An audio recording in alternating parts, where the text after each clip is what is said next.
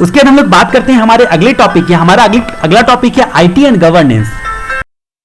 तो study metal के हिसाब से ये हमारा टॉपिक नंबर 1.3 है, इंफॉर्मेशन टेक्नोलॉजी एंड गवर्नेंस। तो इंफॉर्मेशन टेक्नोलॉजी का अगर आप यूज करते हो, ठीक है, अपने बिजनेस में, अपनी बिजनेस स्ट्रेटजी में आपने इंफॉर्मेशन टेक्नोलॉजी का इस्तेमाल किया है, तो जाहिर सी बात है कि रिस्क भी उतना ही ज्यादा रहेगा, क्योंकि आईटी के इस्तेमाल से काफी ज्यादा से ज्यादा रिस्क होता है। इसीलिए इंफॉर्मेशन टेक्नोलॉजी का आप यूज करते हो तो आपको गवर्नेंस पे विशेष रूप से ध्यान देना है, ठीक है। तो आईटी के यूज से रिस्क ज्यादा होता है, इसीलिए रिस्क मैनेजमेंट करने के लिए कंट्रोल वगैरह सब लगाने की ज्यादा जरूरत होती है।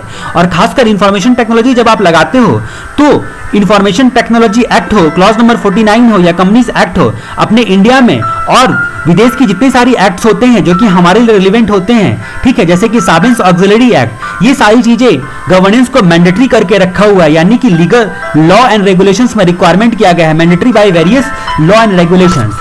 इसके बाद हम लोग बात करते हैं गवर्नेंस के बेनिफिट। गवर्नेंस के बेनिफिट की जब हम लोग बात करते हैं तो हम लोगों को लक्ष्य मूवी की याद आनी चाहिए। बेनिफिट ऑफ गवर्नेंस, जिस तरह से बेनिफिट ऑफ गवर्नेंस होता है, इसी तरह इस मूवी में, लक्ष्य मूवी में, प्रीति जिंटा का बेनिफिट गवर्नेंस का किसको मिलता है? ऋतिक रोशन को मिलता है। यानी कि इसमें इसके पास कोई मिशन नहीं होता है। सबसे पहले ऋतिक रोशन के पास कोई मिशन नहीं होता है, तो प्रीति जिंटा मिलने के बाद उसको इनकरेजमेंट आता है अपने आप में, और उसके बाद जो आइडिया आता है उसको वो इंप्लीमेंट करता है, जिससे उसके लाइफ में स्टेबिलिटी आती है और वो सारी प्रॉब्लम से ओवरकम कर पाता है। फिर उसका दुनिया में, घर परिवार से सबसे रिलेशन अच्छा होता है, क्योंकि अब वो काम करने लगता है और लाइफ में वो काफी इफेक्टिव डिसीजन ले पाता है, ठीक है। तो इस तरह से एसोसिएट कर देना है आपको किसी भी तरह करके बेनिफिट ऑफ गवर्नेंस को। तो सबसे पहला पॉइंट हमारा आता है मिशन एंड स्ट्रैटेजी। तो मिशन एंड स्ट्रैटेजी हमारा पहला पॉइंट है। ये मिशन एंड स्ट्रैटेजी इंश्योर करता है कि इंटरप्राइज के ऑब्जेक्टिव से मिशन की ओर सही डायरेक्शन में इंटरप्राइज जो है वो जा रहा है। ट्रांसपेरेंट डिसीजन और अकाउंटेबिलिटी जो है वो मेंटेन हो रही है पूरी तरीके से। तो क्या मिशन एंड स्ट्रैटेजी है गवर्नेंस का? तो बेनिफिट क्या है? पहला कि आपके मिशन एंड स्ट्रैटेजी के बारे में आपको बताता है, यानी कि एंटरप्राइज जो है वो सही डायरेक्शन में जा रहा है, स्टेक होल्डर लोगों को वैल्यू डिलीवर करने के लिए सारे डिसीजन जो है ट्रांसपेरेंट वे में हो रहे हैं, और अकाउंटेबिलिटी जो है वो काफी तरीके से, अच्छे तरीके से मेंटेन हो रही है। दूसरा बेनिफिट होता है इनकरेज। तो इंफॉर्मेशन टेक्नोलॉजी का यूज खुद करो या फिर इंफॉर्मेशन टेक्नोलॉजी को आउटसोर्स कर दो, दोनों सिचुएशन में आईटी की जो बिहेवियर है, इंफॉर्मेशन टेक्नोलॉजी से बिजनेस के लिए बिहेवियर है, इस बात को अच्छे तरीके से इनकरेज करता है कि वो सही दिशा में रहे, यानी कि बिजनेस के बेनिफिट के लिए हो। आईटी का यूज जो है वो बिजनेस के बेनिफिट के दिशा में ही हमेशा बढ़े, इस बात को इनकरेज करता है। तीसरा इंप्लीमेंट, डिजायर्ड बिजनेस प्रोसेस को इंप्लीमेंट और इंटीग्रेट करता है। इंप्लीमेंट और इंटीग्रेट करता है किस चीज को? तो गवर्नेंस का बेनिफिट क्या होता है कि इंफॉर्मेशन टेक्नोलॉजी का इस्तेमाल से आपका डिजायर्ड बिजनेस प्रोसेस जो है वो इंप्लीमेंट हो और इंटीग्रेट हो, ताकि आपका जो है बिजनेस और गवर्नेंस, मतलब बिजनेस और इंफॉर्मेशन टेक्नोलॉजी हमेशा अलाइन रहे, ठीक है। तो ऐसी पॉलिसी को इंप्लीमेंट करता है गवर्नेंस, अगर आपका अच्छा है तो। Stability and overcome, organisation structure में, ऑर्गेनाइजेशन स्ट्रक्चर हमेशा बदलते नहीं रहता है मैनेजमेंट का, ऑर्गेनाइजेशन स्ट्रक्चर में स्टेबिलिटी आती है और ओवरकम कर पाता है ऑर्गेनाइजेशन स्ट्रक्चर के लिमिटेशंस को, क्योंकि ऑर्गेनाइजेशन स्ट्रक्चर जो होता है मैनेजमेंट के लेवल में, उसकी जो लिमिटेशंस होते हैं उससे ओवरकम करने में काफी सहायता करता है गवर्नेंस। इंप्रूव रिलेशन, ऑर्गेनाइजेशन का रिलेशन इंटरनली कस्टमर लोगों के साथ और मतलब अदरवाइज जो इतने स्टेक होल्डर लोगों के साथ हैं उनके साथ रिलेशन को इंप्रूव किया जाता है, जिससे कस्टमर सेटिस्फेक्शन काफी बढ़ता है, स्टेक होल्डर लोग भी काफी खुश होते हैं। गवर्नेंस अच्छा हो तो आपका इफेक्टिव डिसीजन बना रहेगा। आईटी प्रिंसिपल के रिस्पेक्ट में इफेक्टिव और स्ट्रेटेजिकली अलाइन डिसीजन आपको मिलेगा, मतलब आपका इंफॉर्मेशन टेक्नोलॉजी का यूज, इंफॉर्मेशन टेक्नोलॉजी के सर्विस और रिसोर्सेज का यूज आपके हमेशा बिजनेस के डायरेक्शन में होगा। तो इस तरीके से बेनिफिट ऑफ गवर्नेंस में हम लोगों ने देखा mission and strategies, encourage, implement, stability and overcome, relation and satisfaction और इफेक्टिव डिसीजन के बारे में हम लोगों ने चर्चा करी। इसके बाद हम लोग बात करते हैं हमारे अगले टॉपिक की, corporate governance and IT governance. Corporate governance and IT governance, आप ध्यान से देखो कि गवर्नेंस में एक कॉर्पोरेट गवर्नेंस पे जिसको कन्फॉर्मेंस भी बोलते हैं, जिसपे हमने चर्चा पहले से करी हुई है, और एक आईटी गवर्नेंस होता है, और एक गवर्नेंस ऑफ इंटरप्राइज आईटी करके टर्म होता है। यानी कि गवर्नेंस, आईटी गवर्नेंस और गवर्नेंस ऑफ इंटरप्राइज गवर्नेंस जो होता है वो दोनों इंटरचेंजेबल होता है। ये आईटी गवर्नेंस और जीईआईटी करके एक टर्म आपको मिलेगा, गवर्नेंस ऑफ इंटरप्राइज आईटी। ठीक है, ये दोनों टर्म जो होता है आईटी गवर्नेंस जो होता है वो इंटरचेंजेबल होता है और जीईआईटी, लेकिन जीईआईटी जो होता है गवर्नेंस ऑफ इंटरप्राइज आईटी जो होता है वो ब्रॉडर कंसेप्ट को कवर करता है। क्योंकि देखो आईटी गवर्नेंस जो होता है वो 3 वर्ड से बना हुआ है, आईटीजी यानी कि 3 वर्ड से बना हुआ IT governance, information technology governance, और गवर्नेंस ऑफ इंटरप्राइज आईटी ये 4 वर्ड से बना हुआ है, जीईआईटी। इसका मतलब क्या हुआ कि जीईआईटी ब्रॉडर कंसेप्ट को कवर करता है। ये याद करवाने के लिए मैंने आपको एक बात बताई, corporate governance and IT governance, क्योंकि कॉर्पोरेट गवर्नेंस का एक सबसेट होता है आईटी गवर्नेंस, क्योंकि कॉर्पोरेट में आजकल हम आईटी का इस्तेमाल करते ही हैं, इसीलिए कॉर्पोरेट गवर्नेंस के साथ साथ हम लोगों को इंक्लूसिव एक पार्ट बनाना पड़ेगा आईटी गवर्नेंस को। ठीक है, तो कॉर्पोरेट गवर्नेंस चाहता है कि बिजनेस जो आईटी है, मतलब बिजनेस में आपके आईटी से जो वैल्यू है वो ज्यादा से ज्यादा डिलीवर हो। इसके लिए आईटी को जो होता है वो रिस्क फ्री होना पड़ेगा, मतलब रिस्क कम होना चाहिए और हमारे बिजनेस की स्ट्रैटेजी से हमेशा अलाइन होना चाहिए, मतलब हमारा बिजनेस और इंफॉर्मेशन टेक्नोलॉजी का इस्तेमाल जो होता है वो एक ही दिशा में होना चाहिए। ठीक है, तो इस बात के लिए आईटी गवर्नेंस करने के लिए सीईओ, सीएफओ और सीआईओ को लायबल किया गया है, यानी कि chief executive officer, chief financial officer और चीफ इंफॉर्मेशन ऑफिसर, ये सब आईटी गवर्नेंस को डेवलप करने के लिए और इंप्लीमेंट करने के लिए ये लोग जिम्मेदार होते हैं।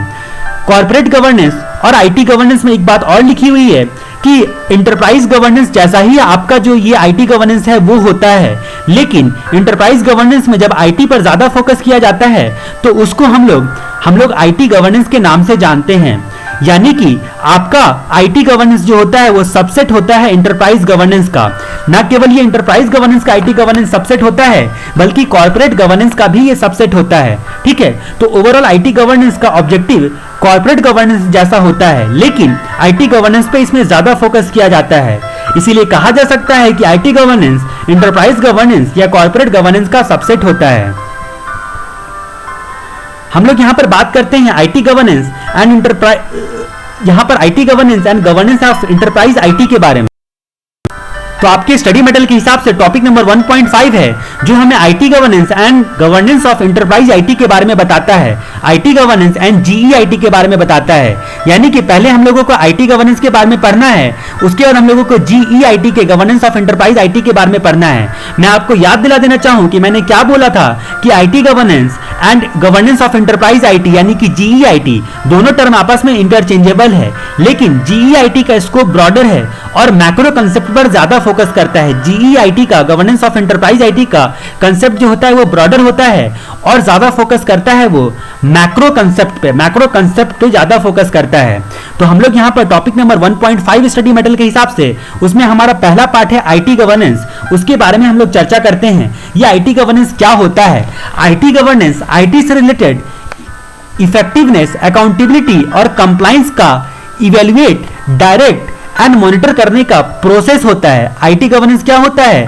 आईटी से रिलेटेड जितने भी सारे चीजें प्रोसेस होते हैं उसकी इफेक्टिवनेस को, अकाउंटेबिलिटी को और कंप्लायंस को, ईएसी को इवेल्युएट, डायरेक्ट एंड मॉनिटर करने का मींस एंड मैकेनिज्म देता है। आईटी गवर्नेंस एक ऐसा गवर्नेंस है जो कि आईटी से रिलेटेड बिजनेस प्रोसेस जितने भी होते हैं उसकी इफेक्टिवनेस, अकाउंटेबिलिटी एंड कंप्लायंस को इवेल्युएट करने का, डायरेक्ट करने का और मॉनिटर करने का मींस एंड मैकेनिज्म देता है। यहां पर हम लोगों को आईटी गवर्नेंस में 3 बातें पढ़नी है। पहली बात पढ़नी है key practices to determine status of IT governance. IT governance के स्टेटस को जानने के लिए क्या क्या की प्रैक्टिसेस होते हैं, मतलब आप स्टेटस जानना चाहते हो कि हमारे बिजनेस में क्या स्टेटस है आईटी गवर्नेंस का। ठीक है, तो इसके लिए जो की प्रैक्टिसेस बताए गए हैं ये हमें पहला पढ़ना है। दूसरा यहाँ पर क्या पढ़ना है कि आईटी गवर्नेंस के क्या क्या बेनिफिट होते हैं। अभी तक हम लोगों ने ऋतिक रोशन का, हम लोगों ने लक्ष्य मूवी का एग्जाम्पल लेके देखा कि यहाँ पर बेनिफिट ऑफ गवर्नेंस हम लोगों ने देखा था, लेकिन अब यहाँ पर हम लोग बेनिफिट ऑफ आईटी गवर्नेंस भी देखेंगे।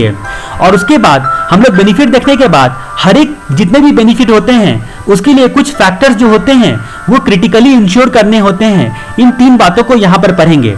तो हम लोग सबसे पहले देखते हैं key practice to determine status of IT governance.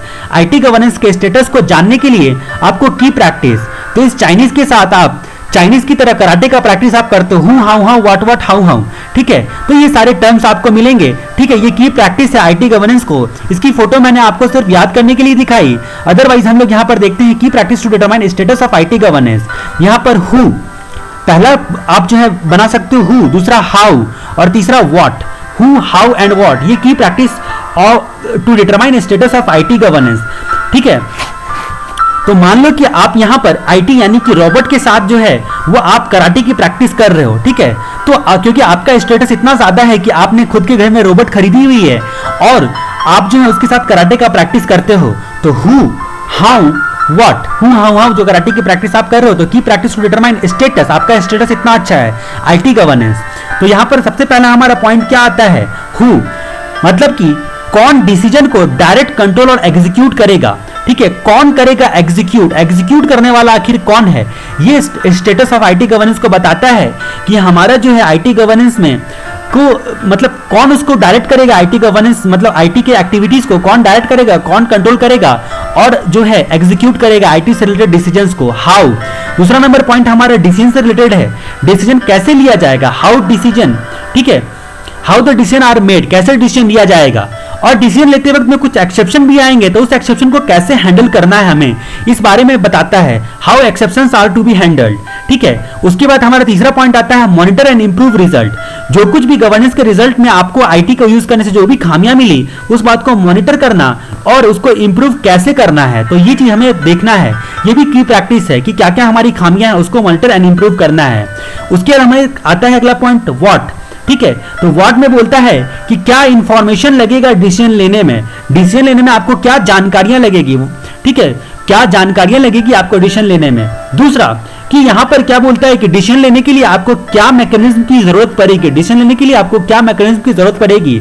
तो ये की प्रैक्टिस हुआ आपके स्टेटस ऑफ आईटी गवर्नेंस को जानने के लिए, ठीक है। तो सबसे पहले हमारा क्या होता है कि कौन डायरेक्ट कंट्रोल एग्जीक्यूट करेगा डिसीजन को, कौन करेगा, कैसे डिसीजन लिया जाएगा।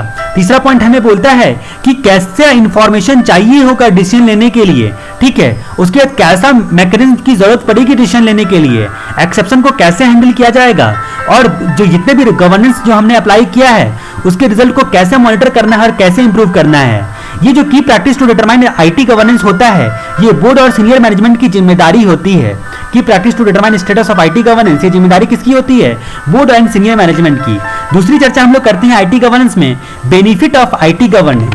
बेनिफिट ऑफ आईटी गवर्नेंस को याद करने के लिए कि आपको आरती करने का बेनिफिट ध्यान देना है, ठीक है। तो यहां पर क्या बोलता है बेनिफिट ऑफ आईटी गवर्नेंस, बुजुर्ग लोग कहते हैं कि आपको डेली सेटिस्फैक्शन मिलेगा अगर आप लगातार हर रोज जो है आरती करते हो, ठीक है। तो आरती करना ज्यादा अच्छा है आपके लिए, ठीक है, रेदर देन आप अगर अदर काम करते हो तो आरती करना ज्यादा अच्छा है। तो इस बात को हम लोग याद कर सकते हैं, ठीक है। इस तरह से benefit of IT governance, IT governance के क्या बेनिफिट होते हैं। तो लेकिन देखो इंफॉर्मेशन टेक्नोलॉजी के जमाने में क्योंकि जमाना हाईटेक आ गया है, सारे काम आप लैपटॉप पे करते हो, आपको बहुत आलस होता है कि दिया जला के आरती करने का, इसीलिए ना आपने ऐसा सॉफ्टवेयर खरीदा हुआ है या ऐसा सॉफ्टवेयर डेवलप किया हुआ है जिससे ऑटोमेटिकली आप इलेक्ट्रॉनिक फॉर्म में लैपटॉप पे ही आरती कर लेते हो, हम जगदीश सर है, ठीक है। तो ये बेनिफिट ऑफ आईटी होता है गवर्नेंस में, आपके आईटी का बेनिफिट। अदरवाइज मत लेना, मैं याद करवाने के लिए बोला।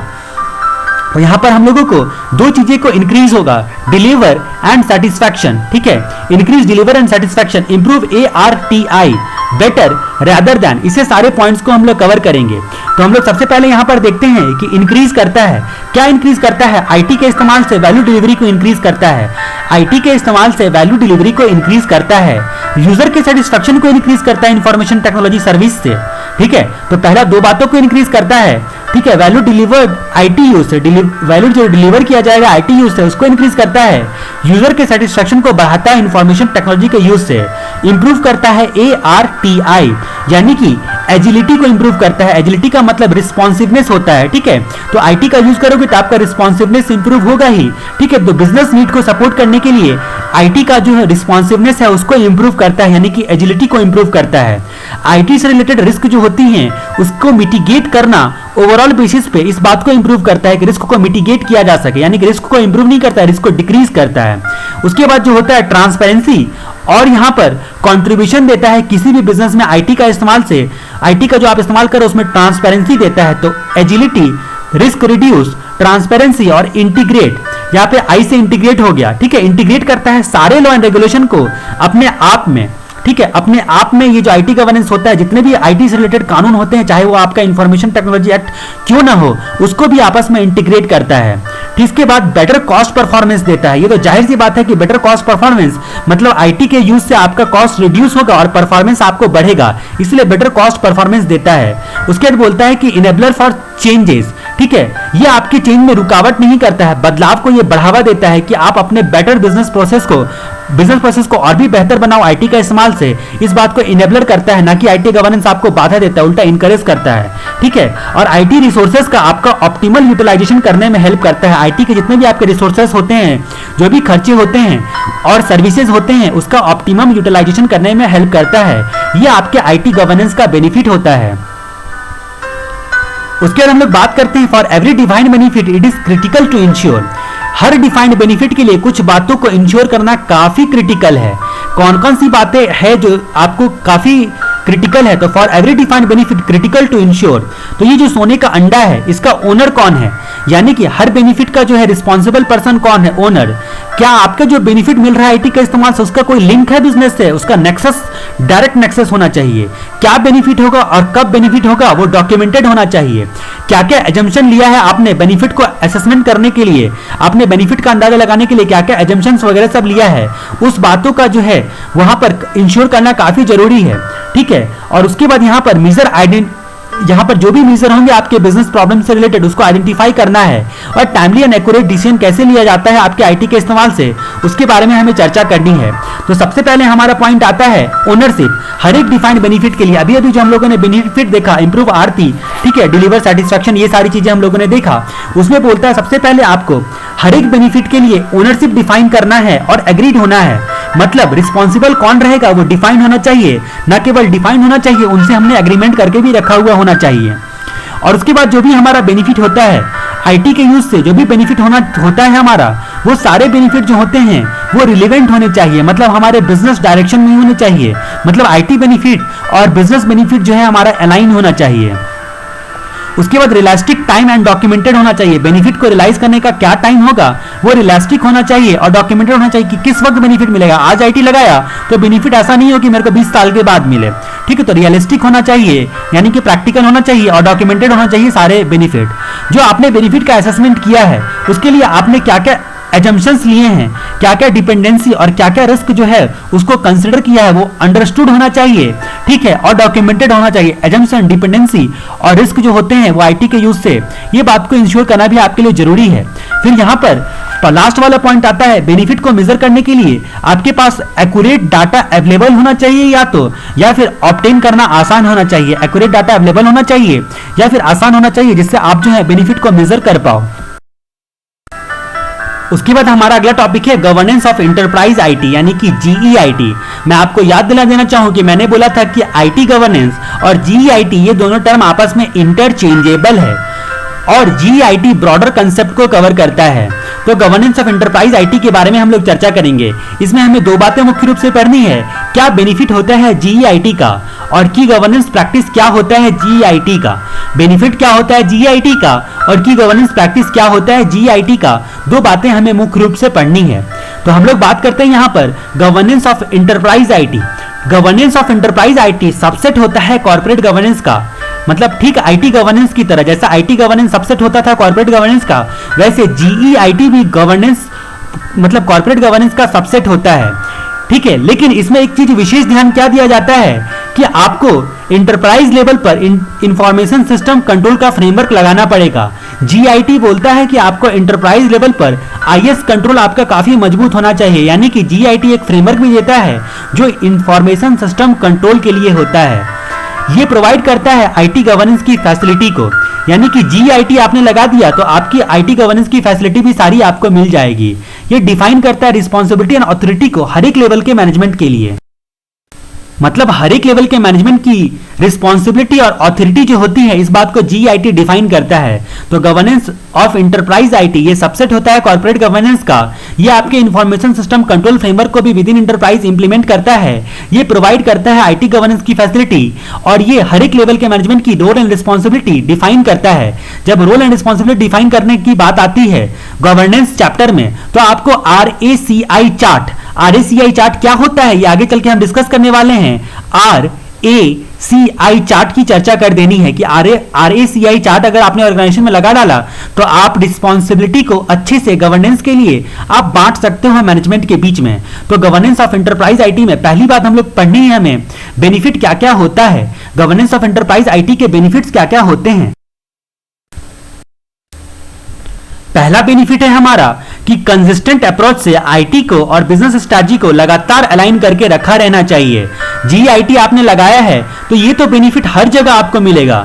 अलाइन करना है आपकी बिजनेस स्ट्रैटेजी को और आईटी स्ट्रैटेजी को, ताकि आपकी आईटी स्ट्रैटेजी और बिजनेस स्ट्रैटेजी एक ही दिशा में रहे। यानी कि आईटी स्ट्रैटेजी को आपको सपोर्टिव टूल की तरह इस्तेमाल करना है, क्योंकि आपका मेन ऑब्जेक्टिव है बिजनेस करना, और बिजनेस स्ट्रैटेजी के साथ आपका अलाइन रहना चाहिए। इस बात को इंश्योर करने वाला कौन है? जीईआईटी है। तो ये पहला बेनिफिट है, कंसिस्टेंट अप्रोच से अलाइन करना, ठीक है, विथ बिजनेस स्ट्रैटेजी। तो यहां पर हम लोग अगर याद करने के लिए देखा जाए तो यहां पर आप एक चीज को याद रखोगे तो सारे पॉइंट्स उसमें कवर हो जाएंगे। ठीक है, आपको याद रखना है बेनिफिट ऑफ जो जीआईटी होता है।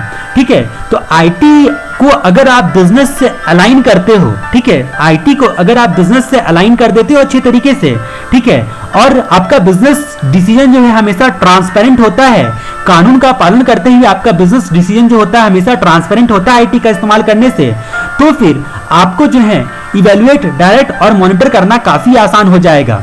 तो पहली बात हमें अलाइन विद बिजनेस स्ट्रैटेजी, दूसरा ensure interest and benefit for the business. तो हमेशा आपको बिजनेस बेनिफिट के लिए आईटी का इस्तेमाल करना है। तो हमेशा जो भी आईटी डिसीजन हो वो बिजनेस के बेनिफिट के लिए हो, इस बात को इंश्योर करने वाला कौन है? Interest and benefit for business को इंश्योर करने वाला कौन है? जीआईटी है। जो भी डिसीजन होता है आईटी से रिलेटेड उसको इंश्योर रखता है कि वो बिजनेस के हित में हो। तीसरा, इफेक्टिव एंड ट्रांसपेरेंट प्रोसेस। तो यहां पर जीआईटी इंश्योर करता है कि जो भी हमारे आईटी से रिलेटेड बिजनेस प्रोसेस हैं वो इफेक्टिव होने चाहिए और ट्रांसपेरेंट होने चाहिए। जो भी बिजनेस प्रोसेस है हमारे जो आईटी से हो रहा है वो इफेक्टिव एंड ट्रांसपेरेंट हो। ठीक है, तो इस बात से हम लोगों की ट्रांसपेरेंसी मेंटेन रहेगी तो हमारे जो स्टेक होल्डर रहेगा उसका भरोसा काफी बढ़ेगा और कस्टमर सेटिस्फाइड होगा। लीगल एंड रेगुलेटरी रिक्वायरमेंट, तो कानून का पालन करते हुए इंश्योर करता है कि आईटी रिलेटेड प्रोसेस इफेक्टिव और ट्रांसपेरेंट हो। उसके बाद लीगल एंड रेगुलेटरी रिक्वायरमेंट को कंप्लाइंस जो है उस बात को कंफर्म करता है। आपका जीआईटी अगर आपके साथ है तो आईटी से रिलेटेड सारे जो है लीगल एंड रेगुलेटरी रिक्वायरमेंट जो होते हैं वो आपके कंफर्म है कि आप उसका पालन कर रहे हो। तो जब भी आईटी गवर्नेंस की भी बात आती है तो लीगल एंड रेगुलेटरी रिक्वायरमेंट की चर्चा आप कर ही सकते हो। रिक्वायरमेंट्स फॉर बोर्ड मेंबर्स, तो यहां पर जीआईटी आपको एक चीज और बताता है, रिस्पॉन्सिबिलिटी एंड अकाउंटेबिलिटी बताता है सारे के सारे बोर्ड मेंबर को। यानी कि इंश्योर करता है कि बोर्ड मैनेजमेंट की जरूरत क्यों है गवर्नेंस करने के लिए, आईटी गवर्नेंस करने के लिए बोर्ड मेंबर्स की जरूरत क्यों होती है। तो ये बेनिफिट ऑफ जीआईटी होता है। अलाइन करता है बिजनेस स्ट्रेटजी के साथ, इंश्योर करता है interest and benefit for business, effective and transparent process रखता है आईटी से रिलेटेड बिजनेस का, लीगल एंड रेगुलेटरी रिक्वायरमेंट्स का कंप्लाइंस करता है और बोर्ड मेंबर्स के रिक्वायरमेंट्स को डिफाइन करता है कि बोर्ड मेंबर की आखिर जरूरत क्या क्या क्यों होती है। उसके बाद हम लोग बात करते हैं key governance practice of GIT. GIT मतलब में की गवर्नेंस प्रैक्टिस, केजीपी। तो आपको यहां पर जो है की गवर्नेंस प्रैक्टिस कई जगह आते हैं तो आपको कंफ्यूज नहीं होना है। हर जगह इवैल्यूएट, डायरेक्ट और मॉनिटर नहीं है। आप ऐसा नहीं मान सकते हो कि केजीपी जहां पर भी आएगा, की गवर्नेंस प्रैक्टिस जहां भी आएगा वहां पर ई, डी और एम आएगा। ठीक है, लेकिन यहां पर की गवर्नेंस प्रैक्टिस ऑफ जीईआईटी, जीईआईटी की गवर्नेंस प्रैक्टिस में हमें गवर्नेंस सिस्टम में इवैल्यूएट करना है, डायरेक्ट करना है और मॉनिटर करना है। गवर्नेंस सिस्टम का इवैल्यूएशन करना है, डायरेक्शन देना है और मॉनिटर करना है उसी हिसाब से। ठीक है, तो ईडीएम करना है, ये हमारा की प्रैक्टिस है। जीआईटी करने के लिए हम लोगों को ईडीएम करना है गवर्नेंस सिस्टम का। गवर्नेंस सिस्टम का ईडीएम कर डाला मतलब आपका जीआईटी का प्रैक्टिस जो है वो काफी अच्छा है। यानी कि सबसे पहले हम लोग यहाँ पर टॉपिक की चर्चा करते हैं, इवैल्यूएट करना। इवैल्यूएट करने का मतलब क्या हो गया कि स्टेक होल्डर लोगों को लगातार इंगेज रखता है और डायरेक्शन जो भी हमारे बिजनेस के होते हैं उसको करंट और अपडेट रखता है। तो लगातार जो है इंगेज रखता है स्टेक होल्डर लोगों को, और हमारे जो भी आईटी से रिलेटेड डिसीजन है वो करंट एंड अपडेटेड बिजनेस के हिसाब से होने चाहिए। तो engage stakeholders and current and update decisions. उसके दूसरा डायरेक्ट लीडरशिप क्राइटेरिया को जो है वो डायरेक्ट करता है। तो जैसा कि हमने देखा था कि RACI चार्ट के थ्रू हम लोग कोड ने मैनेजमेंट की सारे रोल एंड रिस्पॉन्सिबिलिटी को डिफाइन करी थी। तो जहां पर GIT के थ्रू सारे एरिया को जो है आपको कवर करके रखता है, यानी कि डायरेक्शन देता है प्रॉपर। मॉनिटर करता है ओवरऑल ऑपरेशन ऑफ गवर्नेंस, जितने भी ऑपरेशन होते हैं गवर्नेंस रिलेटेड उस बात को मॉनिटर करता है। मॉनिटर करता है ओवरऑल ऑपरेशन ऑफ गवर्नेंस।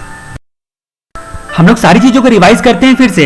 सबसे पहला टॉपिक हम लोग ने देखा था 1.1, जिसमें हमें डिटेल लर्निंग ऑब्जेक्टिव के बारे में बताया गया था। उस डिटेल लर्निंग ऑब्जेक्टिव में हमें सबसे पहले अंडरस्टैंड करना है, असेसमेंट करना है और आइडेंटिफाई एंड रिव्यू करना है। किन किन चीजों को अंडरस्टैंड करना है, GRC के एस्पेक्ट को ऑडिट IT वातावरण में कैसे करेंगे और इमर्जिंग टेक्नोलॉजी के हिसाब से हमारी बिजनेस की टेक्नोलॉजी कैसी होनी चाहिए। असेसमेंट करना है जो टेक्नोलॉजी हम लगाने वाले हैं और उसके इंपैक्ट को। बिजनेस कंटिन्यूटी प्लानिंग हमारा going concern point of view से कैसा है इस बात को असेसमेंट करना है। और सिस्टम डेवलपमेंट लाइफ साइकिल के स्ट्रेटजी को हमें असेसमेंट करना है। तीसरा आइडेंटिफाई एंड रिव्यू करना है इंफॉर्मेशन सिस्टम के रिस्क को, उससे होने वाले सिक्योरिटी कंट्रोल और मैनेजमेंट अप्रोच को। तो ये टॉपिक नंबर 1.1 में हम लोगों ने देखा था, यानी कि डिटेल लर्निंग ऑब्जेक्टिव हमारा क्या है, अंडरस्टैंड करना है GRC को, ऑडिट को और बिजनेस में बेस्ट प्रैक्टिस हम लोग इमर्जिंग टेक्नोलॉजी के हिसाब से क्या लगाएंगे। आइडेंटिफाई एंड रिव्यू करना इंफॉर्मेशन सिस्टम रिस्क को, कंट्रोल को, सिक्योरिटी को और मैनेजमेंट अप्रोच को। असेसमेंट करना है हम लोगों को टेक्नोलॉजी जो है, असेसमेंट करना है हम लोगों को टेक्नोलॉजी ऑर्गेनाइजेशन में हम लोग लगा रहे हैं और लगाने का उसका इंपैक्ट क्या होगा। दूसरा बिजनेस कंटिन्यूटी प्लानिंग को going concern point of view से। और तीसरा acquisition development and implementation of information system को। उसके बाद हम लोगों ने की कंसेप्ट ऑफ गवर्नेंस की चर्चा शुरू की थी टॉपिक नंबर 1.2 की। आपको की स्टेक होल्डर लोगों को वैल्यू डिलीवर करनी है, जिसके लिए आपको कुछ ना कुछ टॉप मैनेजमेंट को रिस्क लेना पड़ता है और टॉप मैनेजमेंट को बहुत सारे काम होते हैं, इसलिए वो अपनी रिस्पॉन्सिबिलिटी को डेलीगेट करता है। और जहां पर डेलीगेशन होता है रिस्पॉन्सिबिलिटी का, वहां पे यानी कि अकाउंटेबिलिटी शेयर होती है, वहां पे गवर्नेंस का कंसेप्ट अराइज होता है। ये की कंसेप्ट ऑफ गवर्नेंस है। तीन टर्म इसमें हम लोगों को पढ़ना है, governance, enterprise governance and corporate governance. Enterprise governance के ही दो पार्ट होते हैं, एक कॉर्पोरेट गवर्नेंस जिसको कन्फॉर्मेंस नाम से भी जाना जाता है और दूसरा हम लोगों ने परफॉर्मेंस देखा था, यानी कि बिजनेस गवर्नेंस। गवर्नेंस जो होता है वो ग्रीक वर्ड गवर से बना हुआ है, जिसका मतलब होता है टू स्टीयर। ये मीन्स एंड मैकेनिज्म प्रोवाइड करता है स्टेक होल्डर लोगों को, ताकि वो सारे काम को इवेल्युएट कर सके, उसी के हिसाब से डायरेक्शन दे सके और डायरेक्शन को मॉनिटर कर सके। तीसरी बात हम लोगों ने देखी थी गवर्नेंस के बाद हम लोगों ने देखा था एंटरप्राइज गवर्नेंस के बारे में। ये set of responsibility and practice होता है जो कि बोर्ड मेंबर के लिए मेन रूप से होता है। ये एक फ्रेमवर्क प्रोवाइड करता है जिसके तहत जो है बिजनेस हमारा सही दिशा में जा सके और हमारे कंट्रोल सिस्टम काफी अच्छा हो, उसके लिए फ्रेमवर्क प्रोवाइड करता है। तो एंटरप्राइज गवर्नेंस टॉप मैनेजमेंट को बेस्ट प्रैक्टिस के लिए बिजनेस सही से डायरेक्शन में जाए उसके लिए बोलता है, यानी कि set of responsibility and practice देता है, मतलब एक फ्रेमवर्क देता है जिसके तहत टॉप मैनेजमेंट को स्ट्रैटेजिक डायरेक्शन मिलता है ऑब्जेक्टिव को अचीव करने के लिए और रिस्क को मैनेज करने के लिए। ये एक ऐसा फ्रेमवर्क होता है जिसमें वर्ल्ड के बेस्ट प्रैक्टिस और स्टैंडर्ड जो होते हैं उसके सारे कोड फिट करते हैं। उसके बाद हमारा अगला टॉपिक था कॉर्पोरेट गवर्नेंस और कन्फॉर्मेंस। कॉर्पोरेट गवर्नेंस यानी कि स्ट्रक्चर एंड प्रोसेस बताता है, डायरेक्शन एंड कंट्रोल का स्ट्रक्चर एंड प्रोसेस होता है, मतलब ऐसा सिस्टम देता है जिसकी मदद से स्टेक होल्डर लोगों को ठीक से वैल्यू डिलीवर की जा सके। इंटरनल कंट्रोल अच्छा होना बहुत जरूरी है, ऐसा कॉर्पोरेट गवर्नेंस बोलता है। Corporate governance sustainable economic performance contribute करता है। सॉक्स यानी कि सार्बेन्स ऑक्सिलरी एक्ट क्लॉज नंबर 49, इन सब में कन्फॉर्मेंस पर्सपेक्टिव पर काफी स्ट्रेस दिया गया है। उसके बाद हमारा अगला टॉपिक यहाँ पर आता है बिजनेस गवर्नेंस या परफॉर्मेंस जिसको बोलते हैं। बिजनेस गवर्नेंस या परफॉर्मेंस जो होता है वो सही डायरेक्शन में परफॉर्मेंस अच्छा हो इसके लिए होता है। परफॉर्मेंस को इवैल्यूएट करने के लिए कई टूल्स एंड टेक्निक का इस्तेमाल किया जाता है, जैसे कि बैलेंस स्कोर कार्ड वगैरह सब। परफॉर्मेंस इवैल्यूएट करने के लिए जो ऑर्गेनाइजेशन में वैल्यू डिलीवर जो की जाए इसके लिए स्ट्रैटेजी जो है बनाई जाती है। यहाँ पर ऑडिट कमेटी और कई सारी ऐसी अथॉरिटी बनाई जाती है जो परफॉर्मेंस ठीक से हो रहा है कि नहीं हो रहा है इस बात को जो है वो जान सके। इसके बाद हम लोगों ने देखा था इंफॉर्मेशन टेक्नोलॉजी एंड गवर्नेंस के बारे में। आईटी के कारण रिस्क ज्यादा होता है, इसीलिए रिस्क के हिसाब से आपको कंट्रोल लगाना भी जरूरी है और आईटी गवर्नेंस करना जो होता है मैंडेटरी कर दिया गया है बहुत सारे लॉ एंड रेगुलेशन के हिसाब से। बेनिफिट ऑफ गवर्नेंस में हम लोगों ने ऋतिक रोशन की मूवी देखी थी। ये बेनिफिट ऑफ गवर्नेंस में हम लोगों ने देखा था mission and strategy, encourage implementation, stability and overcoming, relationship and satisfaction and effective decision. तो यानी कि हम लोगों ने यहाँ पर देखा था जो मिशन एंड स्ट्रेटजी ये इंश्योर करता है कि इंटरप्राइज के ऑब्जेक्टिव और मिशन को हम लोग सही दिशा में मतलब पा रहे हैं, यानी कि ट्रांसपेरेंट डिसीजन है हमारा और अकाउंटेबिलिटी फ्रेमवर्क जो होती है वो हमारी सही है। इनकरेज करता है कि आईटी का यूज जो होता है वो खुद करे या फिर आईटी को आउटसोर्स करे, दोनों स्थिति में आपके बिजनेस का बिहेवियर जो है अच्छा रहे, यानी कि आईटी के आने से आपका बिजनेस का बिहेवियर खराब ना हो जाए। इंप्लीमेंट करता है डिजायर्ड बिजनेस प्रोसेस को, ठीक है, इंप्लीमेंट करता है और इंटीग्रेट करता है हमारे आईटी स्ट्रैटेजी के साथ। यानी कि मिशन क्या होता है गवर्नेंस का, कि हमारी आईटी को जो है वो इंप्लीमेंट करे सही दिशा में। गवर्नेंस में केवल आईटी को ही नहीं बल्कि अदरवाइज ब्रॉडर कंसेप्ट को कवर किया जाता है। आईटी गवर्नेंस में केवल आईटी पर फोकस किया जाता है, और गवर्नेंस एक ब्रॉड टर्म है जो केवल टेक्नोलॉजी को नहीं अदरवाइज ही कवर करता है। लेकिन क्योंकि हम लोग इसका सब्जेक्ट पढ़ रहे हैं इसलिए ज्यादातर पॉइंट हम लोग जो है आईटी के फॉर्म में डिफाइन कर सकते हैं। उसके बाद stability and overcome, organisation structure में स्टेबिलिटी प्रोवाइड करता है और ओवरकम करता है ऑर्गेनाइजेशन स्ट्रक्चर के लिमिटेशंस में। इंप्रूव करता है ऑर्गेनाइजेशन रिलेशन इंटरनली और एक्सटर्नली, यानी कि कस्टमर के साथ और वगैरह सबके साथ जो है इंप्रूव करता है रिलेशन, मतलब कस्टमर सेटिस्फेक्शन बढ़ता है। उसके बाद इफेक्टिव डिसीजन, जो प्रीति चिंटा की वजह से इफेक्टिव डिसीजन ले पाया, लाइफ में कुछ कर पाया ऋतिक रोशन, इसलिए तो आईटी प्रिंसिपल के रिस्पेक्ट में इफेक्टिव और स्ट्रेटेजिकली अलाइन डिसीजन जो होता है वो डिफाइन करता है। यानी कि बेनिफिट ऑफ गवर्नेंस में आपको लक्ष्य मूवी की याद जरूर से आनी चाहिए। उसके बाद हम लोग corporate governance and IT governance के बारे में चर्चा करते हैं। कॉर्पोरेट गवर्नेंस ये चाहता है कि बिजनेस जो होती है उसमें आईटी का इस्तेमाल करने से ज्यादा वैल्यू डिलीवर कर पाए। आईटी गवर्नेंस के लिए जो आपका यहाँ पर सीईओ, सीएफओ या सीआईओ जो होता है वो जिम्मेदार होता है, मतलब वही डिजाइन करेगा, वही डेवलप करेगा और वही जो है पालन करेगा आईटी गवर्नेंस का। यहाँ पर अगर इंटरप्राइज गवर्नेंस जैसा ही होता है हमारा आईटी गवर्नेंस, लेकिन फोकस आईटी पे ज्यादा किया जाता है ये जो होता है, इसीलिए हम कह सकते हैं कि आईटी गवर्नेंस सबसेट होता है इंटरप्राइज गवर्नेंस का। आईटी गवर्नेंस आईटी से रिलेटेड जो भी बिजनेस प्रोसेस होते हैं उसकी इफेक्टिवनेस, अकाउंटेबिलिटी एंड कंप्लायंस को इवैल्यूएट, डायरेक्ट एंड मॉनिटर करने के लिए होता है। उसके बाद हम लोगों ने key practice to determine status of IT governance देखा था। इसमें हम लोगों ने क्या क्या प्रैक्टिस की थी? सबसे पहले हम लोगों ने देखा था स्टेटस ऑफ आईटी गवर्नेंस हमको जानना है। क्वेश्चन हमेशा याद रहे, स्टेटस ऑफ आईटी गवर्नेंस जानना है, यानी कि टेक्नोलॉजी आपका स्टेटस ऐसा है कि आप रोबोट के साथ जो है कराटे की प्रैक्टिस कर रहे हो, तो ये key practice of status to determine status of IT governance. Who, यानी कि कौन डायरेक्ट कंट्रोल और एग्जीक्यूट करेगा डिसीजन को, इस बात का हम लोगों को प्रैक्टिस करना है कि भाई सही बंदा होना चाहिए। दूसरा हाउ, कैसा डिसीजन लिया जाएगा, एक्सेप्शन को कैसे हैंडल किया जाएगा। उसके तीसरा है हमारा कि मॉनिटर एंड इंप्रूव करना है रिजल्ट को, जो भी हमारी खामियां है उसको पता लगने के बाद। उसके बाद हम लोगों को यहाँ पर व्हाट में क्या आता है कि यहाँ पर क्या इंफॉर्मेशन लगेगा डिसीजन लेने के लिए, इंफॉर्मेशन तो चाहिए होता है डिसीजन लेने के लिए, क्या लगेगा और क्या मीन्स एंड मैकेनिज्म की जरूरत पड़ेगी। ठीक है, किस मीन्स एंड मैकेनिज्म की जरूरत पड़ेगी। इसके बाद की प्रैक्टिस टू डिटरमाइन के बाद हम लोगों ने आरती के बारे में चर्चा की थी। आरती में हम लोगों ने देखा था बेनिफिट ऑफ आईटी गवर्नेंस। तो आईटी गवर्नेंस का बेनिफिट क्या है? तो सबसे पहले इंक्रीज करता है डेली सेटिस्फैक्शन, डी से डिलीवरी, यानी कि वैल्यू डिलीवरी आईटी के यूज से डिक्रीज करता है। यूजर का सेटिस्फैक्शन आईटी सर्विस से इंप्रूव करता है। ठीक है, उसके बाद हम लोग इंप्रूव की बात करते हैं, उसमें हम लोगों ने ARTI देखा था, बिजनेस नीड्स को सपोर्ट करने के लिए एजिलिटी को इंप्रूव करता है, आईटी रिलेटेड रिस्क को मिटिगेट करता है और ओवरऑल मैनेजमेंट को इंप्रूव करता है, ट्रांसपेरेंसी देता है हमारे, और जो कंट्रीब्यूशन जो होता है बिजनेस में आईटी का उसको इंप्रूव करता है। उसके चौथा नंबर पॉइंट हमें बोलता है इंटीग्रेट करता है सारे लॉ एंड रेगुलेशन को, सारे कानून को, जिससे उसका कंप्लायंस अच्छे तरीके से हो पाए। बेटर कॉस्ट परफॉर्मेंस देता है, इनेबलर फॉर चेंज होता है, बिजनेस प्रोसेस को अच्छा करने के लिए आईटी रुकावट नहीं बनता है, इनहिबिटर नहीं होता बल्कि इनेबलर फॉर चेंज होता है, और आईटी रिसोर्सेज का ऑप्टिमल यूटिलाइजेशन होता है, इस बात को भी इंकरेज करता है। तो बेनिफिट ऑफ गवर्नेंस में आपको आर्थिक की याद आनी चाहिए। फॉर एवरी डिफाइंड बेनिफिट, इसमें सोने के अंडा का याद आना चाहिए आपका। ठीक है, तो हर बेनिफिट के लिए ओनरशिप डिफाइन और एग्रीड होना चाहिए, मतलब रिस्पॉन्सिबल कौन है ये डिफाइन होना चाहिए। हर एक आईटी बेनिफिट के जो आपके रिलेवेंट बिजनेस स्ट्रैटेजी होती है उससे लिंक्ड होना चाहिए, यानी कि आपकी बिजनेस स्ट्रैटेजी से आईटी स्ट्रैटेजी जो है अलाइन होनी चाहिए। ठीक है, और यहाँ पर जो है बेनिफिट आपका कब रियलाइज होगा, उसको इस बात की रियलिस्टिक जो भी होगा वो रियलिस्टिक होना चाहिए और डॉक्यूमेंटेड होना चाहिए। टाइम होना चाहिए, कोई ना कोई ऐसा टाइम होना चाहिए कि भाई आईटी लगाने से कब आपको एक्चुअली बेनिफिट मिलने वाला है। बेनिफिट जो रियलाइज होने वाला है उसके लिए आप क्या क्या एजम्पशन, क्या क्या डिपेंडेंसी और क्या क्या किस किस बात पर डिपेंडेंट और क्या क्या रिस्क को एज्यूम करके चल रहे हो, इस बात को भी हम लोगों को इंश्योर करना क्रिटिकल होता है। उसके हम लोगों को यहाँ पर एक चीज और इंश्योर करना होता है कि एक्यूरेट डाटा अवेलेबल होगा कि नहीं, या फिर हम लोग ऑब्टेन करना आसान होगा कि नहीं, ताकि हम लोग बेनिफिट को मेजर कर पाए आगे चल के, भाई आईटी लगाने से एक्चुअल में हमें फायदा हो रहा है कि नहीं हो रहा है। उसके बाद हम लोग बात करते हैं गवर्नेंस ऑफ एंटरप्राइज आईटी की। ये सबसेट होता है कॉर्पोरेट गवर्नेंस का। ये इंप्लीमेंट करता है इंफॉर्मेशन सिस्टम कंट्रोल फ्रेमवर्क को एंटरप्राइज लेवल पर। ये प्रोवाइड करता है आईटी गवर्नेंस की फैसिलिटी को, और ये हर एक लेवल के मैनेजमेंट की RACI चार्ट के थ्रू रोल एंड रिस्पॉन्सिबिलिटी को डिफाइन करता है। Benefit of GEIT, benefit of GEIT में हम लोगों ने देखा कि ये कंसिस्टेंट अप्रोच से आईटी और बिजनेस स्ट्रैटेजी को लगातार अलाइन करके रखता है। जो भी डिसीजन होता है आईटी से रिलेटेड उसको इंश्योर करता है कि वो बिजनेस के हित में हमेशा हो। तीसरा, जो भी हमारा आईटी रिलेटेड प्रोसेस होता है उसको ट्रांसपेरेंट रखता है। ठीक है, और उसके बाद हम लोग बात करते हैं इफेक्टिव और ट्रांसपेरेंट रखता है। उसके बाद हम लोग बात करते हैं कि गवर्नेंस बेनिफिट, उसके बाद क्या है कि लॉ एंड रेगुलेशन का जो भी पालन होता है वो सही तरीके से कर पाता है। उसके बाद रिक्वायरमेंट्स फॉर बोर्ड मेंबर की क्या जरूरत होती है वो जीआईटी हमें डिफाइन करके बताता है। उसके बाद की गवर्नेंस प्रैक्टिस ऑफ जीआईटी, इसमें हम लोगों को इवेल्युएट करना है, डायरेक्ट करना है और मॉनिटर करना है।